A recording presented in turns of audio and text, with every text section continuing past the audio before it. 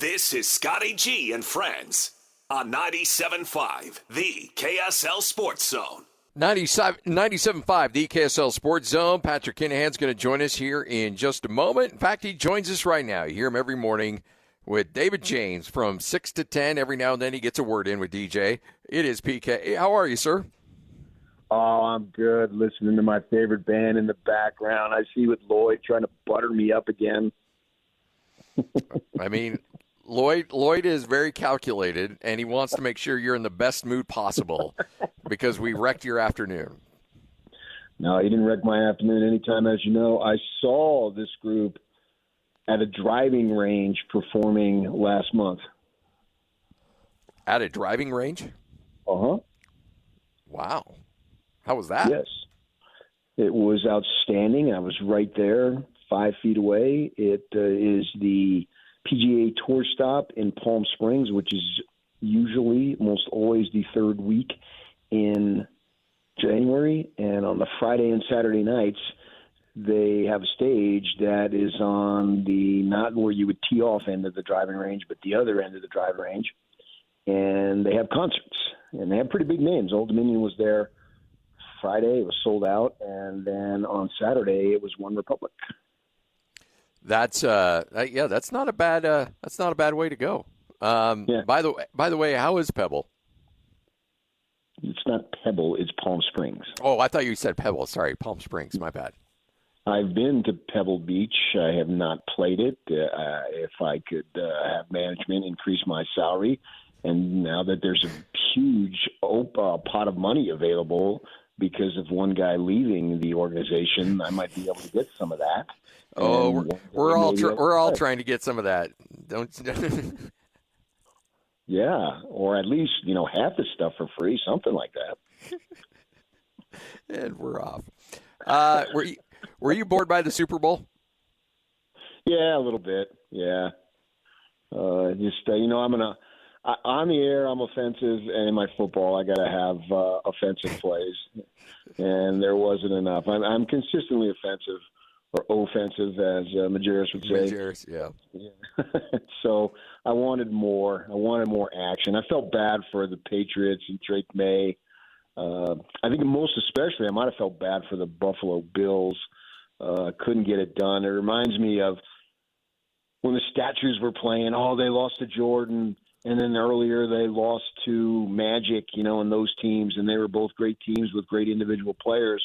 But where they really lost it was when Jordan was gone and kicked out of basketball or whatever it was, and they lost to, the Dallas Mavericks after being up 2-0 in a best of 5, and that was their time. And I kind of felt like maybe with the Chiefs being down, obviously that was the Bills' time. So just for sentimentality, and the guys went to Wyoming, and you've been there obviously now with your job as the Aggies football radio guy, and I was there many times. I always loved the 95, 98, 99% of the people in Laramie. I thought they got a bad rap. It's a tough place to live, but when I went there to cover basketball and football, which was many, many times, their media relations people treated you like gold. Oh, yeah, they're the best. Yeah, so I always have a soft spot in my heart for, and a lot of people don't think I have a heart, so I understand that, but soft spot somewhere for Wyoming. And since it was Josh Allen, I thought, it would be cool to have the Wyoming starting quarterback. I had one scholarship offer coming out of some dink town up by Fresno, and was it Craig Bowl said yes, and then he goes and blows up. So we'll see, and McDermott gets fired because of it and all that stuff. And so I kind of wanted the Bills to do it, and maybe the Broncos too. Nothing against the Patriots, but my guy Kenny Dillingham is really tight with Bo Nix. Went up 1 year, or not 1 year, but this past season I think they had a Thursday night game, and the Devils had a bye, and so he flew up Thursday day, he and his wife, to go watch the game, and then came back right after the game so he could meet with them. And when Kenny Dillingham does Zoom stuff with the media in Arizona, in the background, it's a signed Broncos jersey from Bo Nix. So when you look at when you look at the Jazz, and we'll switch gears a little bit with the Jaren Jackson trade, are we going to look back 2-3 years from now and say that's when the long nightmare of tanking came to an end? Obviously, they're going to tank as much as they can this year to hold on to that pick, but is that kind of the milestone that we'll look at and say, okay, finally they went all in and this thing came to an end? Yeah, that was the message sent around the Wasatch Front. Austin Ames, he had some bravado in that initial press conference when he said, we're done with that, when someone asked him the question about tanking for the 25-26 season. Now, it hasn't worked out that way, but this was the season that they stopped tanking. Starting next season, obviously, they need to keep that pick. They desperately need to keep that pick. Let's hope that Jaren Jackson flies one of these airlines that can't. I know, like, if you go to the Dominican Republic, sometimes it's tough to get off that island. Wow. And so you maybe stay 3 or 4 weeks later. He's a really good player. He's the best player on the team now. I think he's better than Marketing. Oh, I agree. We'll see what George develops into. He's still in the developmental process, and obviously Ace Bailey is way into the developmental process. But you look at that, and if they re-sign Kessler or get somebody like him, I'm hoping it is Kessler, get a pick, get lucky for once in the lottery, and then, wow, looking like that was the time. They still might need to add, probably do need to add pieces, but it gets a whole lot easier to add complementary players than top of the line. And maybe they get lucky. Maybe they get lucky this year and they get a couple of breaks in the lottery that makes them pick 1 or 2. And then in 2 or 3 years, that player is ready to break out, whether it's a DeBonsa, Darren Peterson. Boozer's son, I wonder, now that they've got 2 guys there, how Boozer's son would fit in. He's a very good player, speaking of Cam Boozer. I like him. I've seen him play on television many, many times.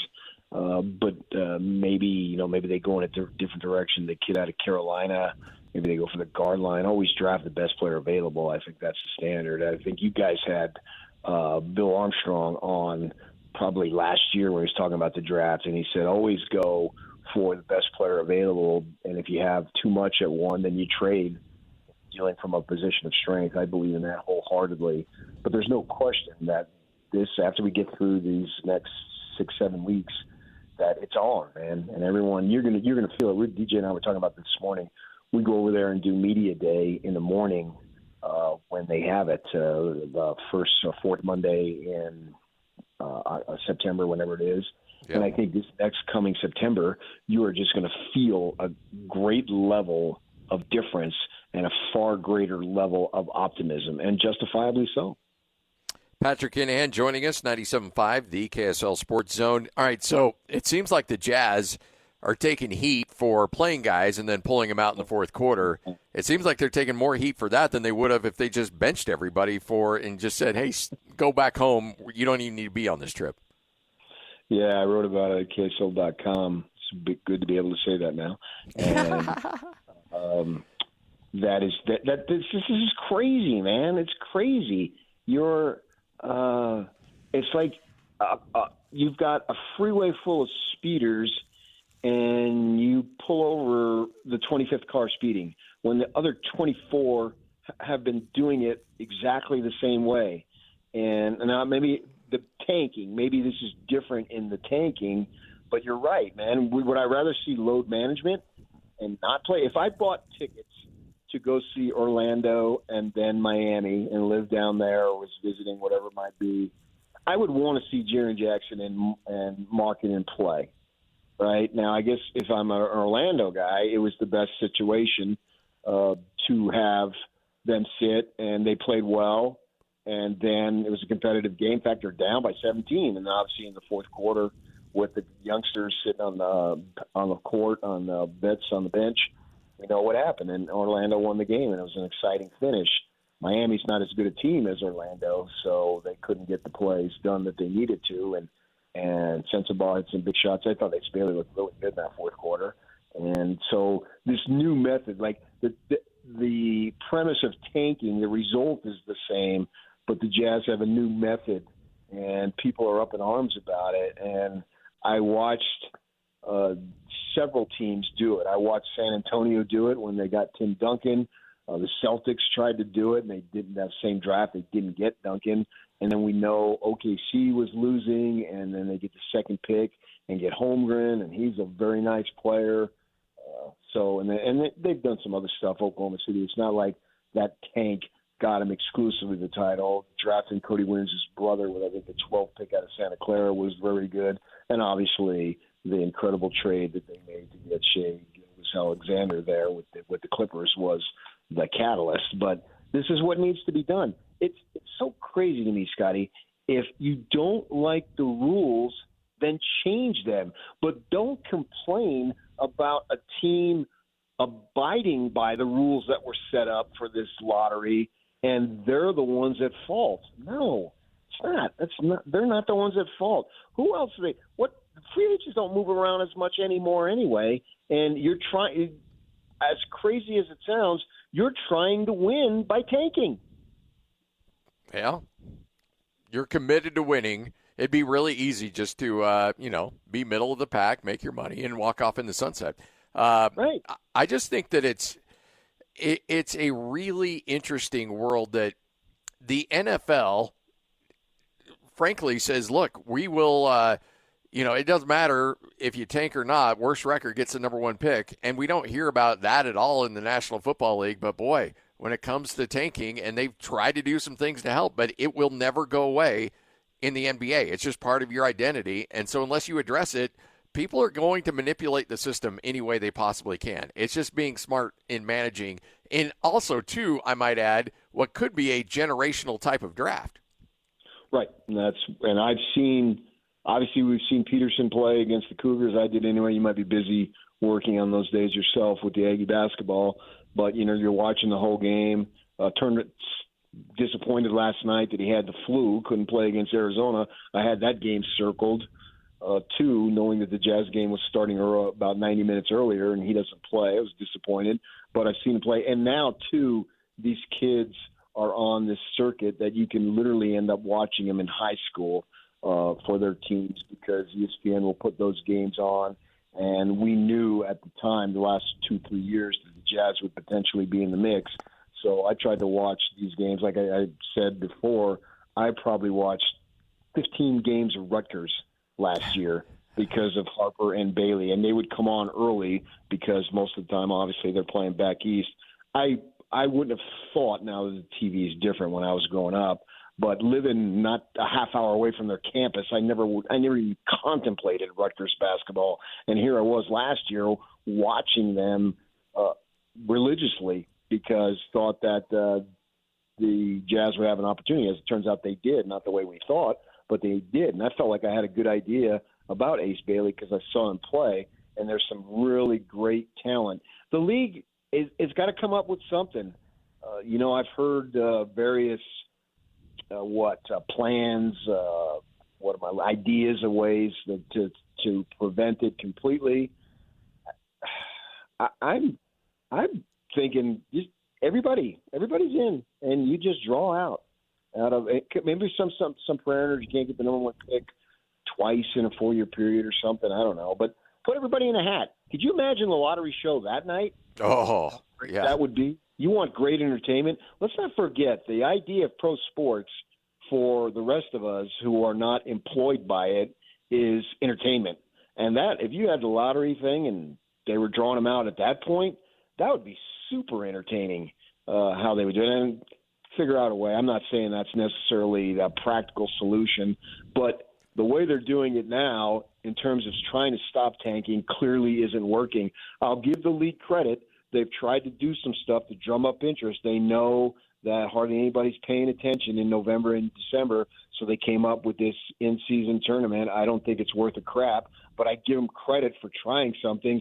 And years ago, you used to have guys hand-checking, eliminating the movement and all. They did that. The opportunity to throw the ball into Charles Barkley and have him pound it into the cardwood for 20 seconds and then go over his left shoulder and lay it in. They've loosened up those rules. It's an entertainment league, and if you want to stop the tanking, you've got to come up. There's got to be some people who have bright minds who can figure it out and come up with something. I'm not sure what it is, but something needs to be done. NFL's different, one player, and they draft a quarterback, and it seems like that quarterback has a 50-50 chance of ever materializing, and then you can pick up guys in the sixth round who are just as good, if not better. Patrick Kinahan joining us, 97.5, the KSL Sports Zone. You hear him every morning from 6 to 10. You read him at KSL.com. All right, so PK, when you look at BYU basketball, where's your concern level for them right now? High. And I'm not saying hello. I'm saying hi. H-I-G-H for all you Aggie fans out there. With the level relative to the expectations. That's a different high that they're thinking of up in Logan. Well, yeah. I mean, it's a compound meaning there. I knew that they would be so sophisticated to figure it out. I mean, you telling me that Aggie fans get loaded? Is that what you're saying? I was wondering what was going on in the spectrum there. Now I know. Hey. Never mind. I'm going to stop. I'm going to get myself in trouble. I'm going to lose a job. I got to be careful. All right, keep going. I'm sorry. I went to NAU. I know what you're talking about. So if they're in the West Coast Conference, making the tournament was the primary goal, but not now. Not with this kind of money. I wish we could find out the money. Like the Dodgers are taking all sorts of heat. Pitchers and catchers were reported today. And so we were talking about it a little bit. And I said, well, if things go well and everything clicks, the Dodgers got a chance. Just obviously joking. By things being well is that, the guys aren't late to the World Series because of LA freeway traffic, right? I mean, they're going to be there. And it's kind of the same thing with college sports now, right? We know about Texas Tech. Why were they there? Go look at Texas Tech's softball team. I love telling this story. They were always like 4 or 5 games over 500. They buy this gal from Stanford last year, and they were like 54-4 or something like that. And then they put out the all-conference preseason softball team. 7 girls, 7 young ladies are from Texas Tech. I mean, come on. Why are they going there? Well, they've got a great program. Yeah, now they do. And so that's the same thing with BYU, man. You spent a lot of money, or money was spent. I don't want to get into semantics of who's spending the money. It doesn't matter. Money was spent on these guys. You had Drew, the Baylor coach, and that's who they play tonight. I listened to him yesterday, and he was talking about, there'll be some hostility. That's what makes college sports, right? You've been in many arenas across the land for college basketball, and they're right on top of you. It's a little bit different than football, and they are, and they're very boisterous. We know that. And he was talking about, he alludes to, especially when somebody signs a contract with you that says he's going to stay and doesn't. Well, I mean, he just didn't come to BYU, speaking of Rob Wright, because, wow, I just want to live in Provo like a lot of kids do and want to be at the BYU and UVU environments. We know that, right? Well, here's the deal. I mean, he got paid. Good for him. I'm not criticizing it, but the reality is that money was extended and accepted, and so the standards are high. And so they've got to find a way to get wins. It's as simple as that. This Baylor's a halfway decent team. There's 2 or 3 teams in the Big 12 that aren't very good at all. But then the middle of it, they can beat you. And then the top, obviously, is really, really good. And watching the Kansas-Arizona game for Shilla, a guy I've known for many years because I was a beat writer when he coached at New Mexico. I used to talk on the phone with him all the time. And he says, hey, the top 5 in the Big 12 are really good. And then he says, acknowledging BYU has slipped a little bit. So that seeding, you've been on the inside of it. That you can analytic that seeding that they come up in the NCAA tournament to death, but there's still perception and bias every year, and it's important that they get back on the winning ways. And it's not like they're getting smoked, right? I get that. They were there, gave a better defensive effort against, at least intensity-wise. If you go points per possession, it was still not good, and that's because Houston doesn't have as many possessions as, say, that they had BYU faced when they went to Stillwater last week and played Oklahoma State. But at least the intensity was there. Now Ratchet's up. Kevin Young, you came in here much ballyhooed, and you had great success the first season going to the Sweet 16 for only the 3rd time since Danny Ainge was playing there. Well, you're getting paid a lot. you need to figure it out, and you need to get those guys to figure it out. And it needs to start tonight, 5:30, I think, maybe 5 o'clock. And I'll be watching that game, and I want to see them win. I mean, it's fun to have local teams win, right? And so certainly we would be rooting for them. This is like the Aggies. And I've been making this point, too. I don't know if you want to get into it, but the Aggies have run through a lot of coaches here recently, and I can make an argument that Calhoun is the best of the bunch. Oh, that's a good question. From strictly an X's and O standpoint, the dude is like, I don't know what it was like for you to be hanging with Rick Majerus and just talk basketball. I know he wanted to talk a lot about other things, but when it was just basketball, I've learned more from Jared Calhoun than I have any other coach. And trust me, I've worked with a lot of coaches. I know what you're saying. Majerus is my basketball mentor, actually. Yeah. I mean, we tussled a lot, but I never doubted his ability in basketball. And covering him for 10 years, unless you're the dumbest person on earth, you're going to learn. And I learned a ton, maybe some bad stuff, but in terms of his knowledge of the game and what produces winning basketball, and I actually like watching the Aggies play because the ball's moving. It's a bunch of unselfish guys, maybe to a degree unheralded, and Falstaff. I'm in love with that guy. I don't like his haircut, but I'm in love with that guy. The way he plays the game of basketball is a lot of fun to watch. Well, by the way, Utah State Fresno tonight, 7 o'clock. So, when that BYU game comes to an end, then you can just kick it right on over and turn on the radio. By the way, I got Tim Lacombe doing color with me tonight, too. Tim Lacombe, his hair looking really good, man. Oh. I'm telling you, this guy's a media mogul. I basically made him. Let him know that. I mean, he used to hate me because he was a Majerus guy and then maybe discovered a thing or two. But in the beginning, man, oh, gosh, he couldn't stand me when he was a young pup, and so was I, for that matter, on the beat. And later we've become much more cordial, and then I understand, and I've been on the phone with him a lot here recently. I bet you have. and I just want to throw something out, Scotty. I am not married to the 6 to 10 a.m. slot. I'm just saying that. Oh, okay. All right. There's benefits to being able to play golf in the morning and also in the afternoon. I'm just saying. No, I think it's a little too late in the process, man. We're going to ride this out, hopefully a few more years, and see what happens. The old nerd boy, he and I have clicked, and I'm forever grateful for that. I'm not going to lie. I really thought me and my guy were going to catch you guys someday, and then, but nope, that's not in the cards. So, I mean, because this was my career goal.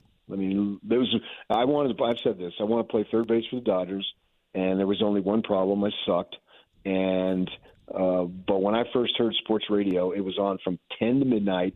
55 KOI in Phoenix, and I worked across town. I got off work when I was going to ASU at 10 o'clock, and I worked on the opposite side of the valley, and I had to drive about 30, 40 minutes every night. I would turn that thing on, and I thought, I mean, I'm like, junior in college, thinking, gosh, man, if I could ever do that. That's a literal story.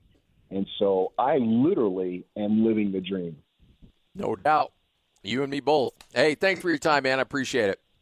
All right, anytime. There he is, the great Patrick Kinahan, 97.5, the KSL Sports Zone. 97.5, the KSL Sports Zone. All right, it's a Tuesday. It's time to give away some tickets. It's Jazz Ticket Tuesday, and your chance to win tickets is right now.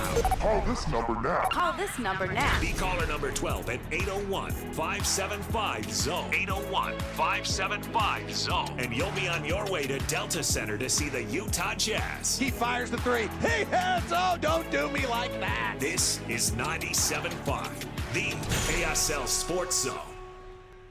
All right, your chance to win tickets right now. Caller number 12, 801-575-ZONE. That's 801-575-ZONE, and you'll win a pair of tickets. See the Jazz square off against the Portland Trailblazers.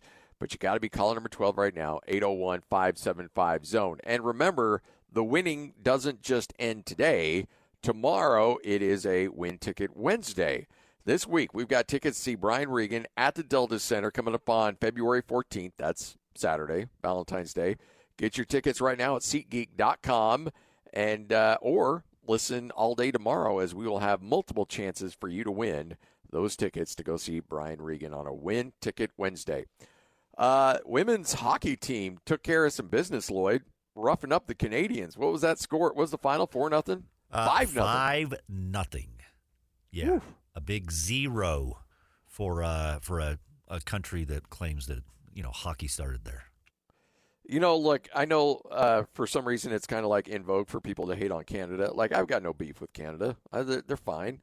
I like a good Tim Hortons donut every now and then. But you know what? When we as Americans get to rough them up in terms of their sport, yeah, that's great. I mean, like, if Canada was ever to beat us in NBA or like the Olympic men's basketball or baseball or something along those lines, then yeah, that would be embarrassing. That's our sport. You don't get to screw around with us. You can't do NBA if that ever, and that would never happen. But I mean, I know that there's somebody out there that's going to be saying something in terms of, the guy that created basketball. What's his Naismith? That he actually is a Canadian. But okay, you don't get to count him. He was an American when he did it. So yeah, stop. Absolutely. That doesn't count. No, it doesn't. But for the U.S. to do what they did, my gosh, that was embarrassing. 5-0. 5-0. All right. An effort. Hey, I've got a story here I want to go over with you. But before we do that, we've had a couple of NFL experts come on. We've talked to Brock Heward. We've talked to Frank Schwab. Really regret talking to Brock, by the way.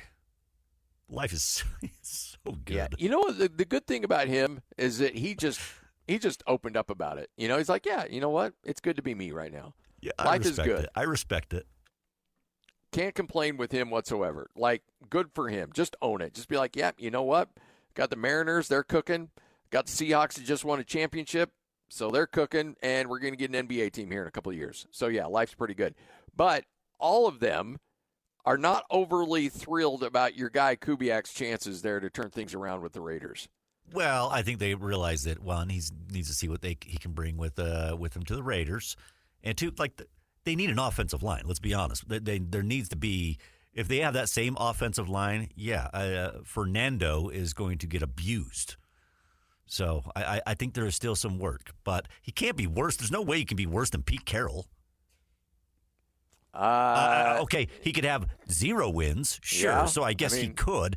But if that happens, the bottom line is the Raiders actually have to let it breathe a little bit. They need to let a coach do some things for a second. Let him cook for a minute, and then let's see. I kind of understand why they reacted the way they did with Pete Carroll, because I did not expect him to go backwards like he did. I mean, to go to just only have 2 wins, it's like, okay, well, we're not going to have Pete Carroll for the long haul anyways, so why waste our time with this? I actually understand that with Pete Carroll. It's like, okay, well, we're not going to let this breathe. Like, we can't. You just can't. Couldn't deal with that with Pete Carroll he probably had a couple more years, like 2 max. I mean, the problem is, though, he's nearly dead. Trust me, I know. But you've got like 4 I know you're taking a lot of joy in it. Yeah, I get it. We like to pay coaches. I get it. It's fine. It's all right. I don't appreciate the joy that you take in this, though. I'm not taking any joy in this. No, yes, you do. No, I look, as a close friend, you we're don't in even this care together. About that. We're not in this together. That's not true. I feel your pain. I know what it's like. I might loathe every one of you more than Chiefs fans. Oh, there might be a little bit of that. I'm not going to lie. You don't mean that. I'm not going to lie. I'm really starting to like Rusty a lot, actually, compared to you. Hey, look, you know what? I've just experienced a really good season. That if my quarterback didn't get hurt, the Broncos win a Super Bowl this year. And so, look, I just want you to enjoy the same kind of joy that I've been able to. They weren't beating the Seahawks. Oh, the fact that you guys think they were going to beat the Seahawks, you are so out of your mind. That's a broken ankle away from a Lombardi trophy coming back to Denver. That's the only thing. And frankly, I think even Stidham beats him. if he doesn't get caught in a snowstorm. Oh my gosh! Now you're senile. What is wrong with you? What's wrong with you? Stidham, Okay. right. Like all the other teams around the NFL didn't already know who Jarrett Stidham was. Right. The Raiders knew who he was. Well, Heck, the Patriots knew who he was. See ya. Only tried to Sean sign him. Payton thinks, wow, we should pay this guy like $6 million a year because he's a great backup. And if our guy goes down, he's going to be no. Sorry. $6 million a year for Jarrett Stidham. Highest paid backup. Okay. How did that work out? Don't be taking out your frustrations. No, on I'm Jarrett just saying. Stidham. How did it work out? It didn't. He was terrible. Guess what? It worked out in the AFC Championship game. That's fine. Did you get all the way? It doesn't even matter. You might as well have not made the playoffs. Yeah, we would have. The same difference. No. Oh, it's not the same difference. If you don't end up winning it all, it it doesn't even matter. It doesn't matter if you don't win it all. So you saying the Broncos and the Raiders had the same season? Pretty much. Pretty much. Okay. Might as well. All right. Same result. No Super Bowl. Fair enough. Sure. All right. Fair enough. In fact, you could say you had a better year because you've got a better draft pick out of this season. Exactly.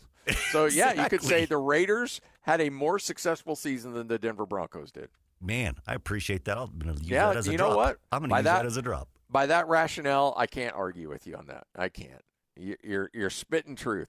All right. The Olympics, I wish this guy would have said this in English because I want to hear this soundbite of it, but it was in his foreign language. This is a Norwegian who won a bronze medal and was going to do his post-game interview or his post-ski match interview. And he's a biathlete, won bronze, and then unprompted used his post-game race interview to reveal that he had cheated on his girlfriend, she had left him, and that he hopes that by committing social media suicide right now, it will show her how much I love her. So here's the interview. He said, I want to thank everyone who's helped me on the path to his first individual Olympic medal. Now there's someone I wanted to share it with who might not be watching today. 6 months ago, I met the love of my life, the most beautiful and kindest person in the world. 3 months ago, I made the biggest mistake, and I cheated on her, and I told her about it a week ago. It's been the worst week of my life. He goes on to say, maybe I'm just stupid. I'm a member of the sorority, but I do stupid things. I've regretted it every day since, and I soon realized that this was, in fact, the woman of my life, and I can't live my whole life keeping it a secret from her. My only way to get that goal is to tell her everything and put it on the table and hope she can still love me. I've done that for her, and now the whole world, I have nothing left to lose, says the bronze medalist. I don't know if unveiling all your dirty secrets on national TV after winning a bronze medal, I don't know if that's going to fly. It was only a bronze? Yeah, that's the thing. If you'd won gold, you might be like, all right. Can't do that when you win a bronze. Bronze is really, come on.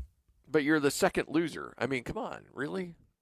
If you win gold, you might have a chance to win her back. Because that would make sense. Because you know what? I gotta imagine the ladies will be flocking because of a gold medal. So, man. But, I'm not going to chance that. I'm just not going to, you know what? You just need to, talk to her personally. Yeah, I don't think letting it know that she got cheated on, that you cheated on her on national TV. No, that's not the way to go. No, this isn't going to fly. I feel bad for the guy. I really do. But you know what? There might be a good reason for you that you're not with this woman anymore. Outside of the cheating, you're just a weirdo. So, knock it off. This is gross. I just wish it was. I would love nothing more than to have this in English so that we could all hear this. And I'm watching the video of it right now, and it's subtitled, and the dude is in tears. Like, he had just won a bronze medal, and he doesn't have the love of his life to share it with. Wait, remind me, what was the sport again? Sorry, I didn't know if you had said it. He's got a set of skis, so something skiing related. Huh. Yeah. Really depends on what kind of sport that is, too. Yeah.